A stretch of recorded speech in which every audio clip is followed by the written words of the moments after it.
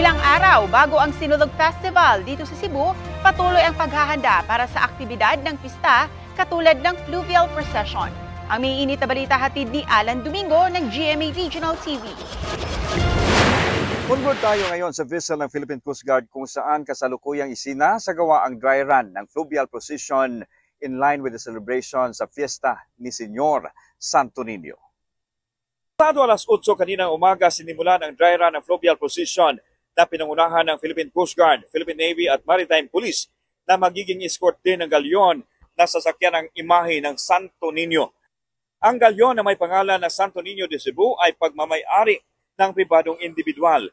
Binabaybay nila ang kahabaan ng Mactan Channel mula start hanggang endpoints ng Fluvial Procession na gaganapin ngayong Sabado, January 18, 2025.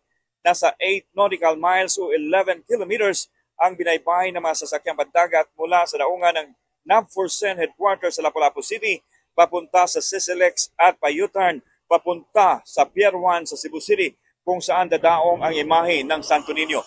Layunin ng dry run para masiguro ang kaligtasan ng mga lalahok ng sea procession.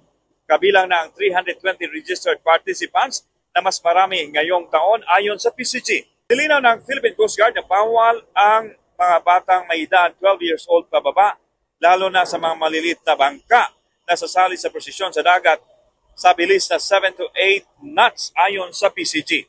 Matagumpay naman ang dry run ngayong araw pero panawagan nila sa mga sasali na mag-ingat at susunod sa safety protocols para iwas disgrasya.